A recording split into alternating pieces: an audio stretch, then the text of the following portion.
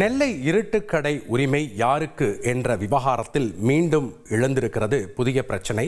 விவரங்களை வழங்க இணைகிறார் செய்தியாளர் ராமசுந்தரம். வணக்கம் ராமசுந்தரம், இந்த பிரச்சனையினுடைய முழு விவரங்கள் என்ன? திருநெல்வேலி என்றாலே அல்வா என்பார்கள். இந்த அல்வாவிற்கு பிரபலமான கடையாக இருட்டுக்கடை இருந்து வருகிறது. இந்த இருட்டுக்கடை பெயர் கடந்த சில மாதங்களாகவே பூதாகரமாக பல்வேறு இடங்களில் பேசுபொருளாக மாறி வருகிறது. இந்த இருட்டுக்கடை விவகாரத்துல அந்த இருட்டுக்கடை உரிமையாளரது மகள் கவிதா என்ற இருட்டுக்கடை உரிமையாளருடைய மகள் தன்சிகா மற்றும் பலராமன் ஆகியோர் திருமணம் நடந்து முடிந்த நிலையில அந்த இருட்டுக்கடையை ஒரு வரதட்சணையாக கேட்பதாக புகார் ஒன்றை காவல் ஆணையர் அலுவலகத்தில் அனுப்பப்பட்டது. அந்த காவல் ஆணையர் பெற்ற புகாரின் அடிப்படையில அந்த இருட்டுக்கடை விவகாரம் தொடர்பான வரதட்சணை வழக்கு விசாரணையானது நடந்து வருகிறது. இந்த நிலையில தற்போது அந்த கவிதாவுடைய உரிமையாளராக இருக்கக்கூடிய கவிதாவுடைய சகோதரர் நயன்சிங் என்பவர் வழக்கறிஞர் மூலம் ஒரு நோட்டீஸ் ஒன்றை பொது அறிவிப்பாக தற்போது நாளிதழ்களில் வெளியிட்டிருக்கிறார்.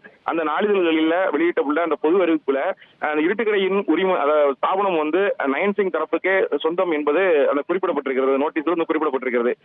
இருட்டுக்கடையுடைய ஸ்தாபகராக இருந்தவர் கிருஷ்ணசிங், இவரது மகன் பிஜிலி சிங் மற்றும் அவரது மனைவி ஆகியோர் இந்த கடையை பராமரித்து வந்திருக்கிறார்கள்.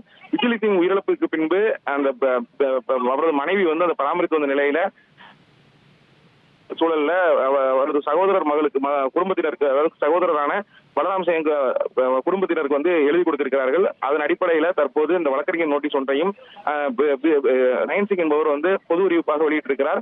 ஏற்கனவே இந்த விவகாரம் அடிப்படையில உயிலில் எழுதி வைக்கப்பட்ட ஸ்தாபனம் நயன்சிங் தரப்பிற்கே சொந்தம் எனவும் இது தொடர்பாக நெல்லை மாவட்ட உரிமையியல் நீதிமன்றத்தில் வழக்கு ஒன்று நிலுவையில் இருப்பதாகவும் குறிப்பிடப்பட்டிருக்கிறது. கடை உரிமை யாருக்கு என்பது குறிப்பான பிரச்சனை சமூக வலைதளங்கள் உள்ளிட்ட பல்வேறு இடங்கள்ல தகவலாக பரவி வரும் நிலையில இந்த கடையுடைய அனைத்து தகவல் மற்றும் உரிமை உள்ளிட்ட பல்வேறு விவகாரங்களை நேரடியாக அந்த கவிதா என்பவரிடம் கோரக்கூடாது, எனக்கு தான் உரிமை இருக்கிறது என்பதை குறிப்பிட்டு இந்த நோட்டீஸ் ஆனது கொடுக்கப்பட்டிருக்கிறது. ஏற்கனவே இந்த விவகாரம் உரிமையியல் நீதிமன்றத்தில் வழக்கு நிலுவையில் இருக்கக்கூடிய சூழல்ல தற்போது இந்த விவகாரமும் ஒரு பூதாகரமாக மாறியுள்ளது. நன்றி ராமசுந்தரம், உங்களுடைய தகவல்களுக்கு.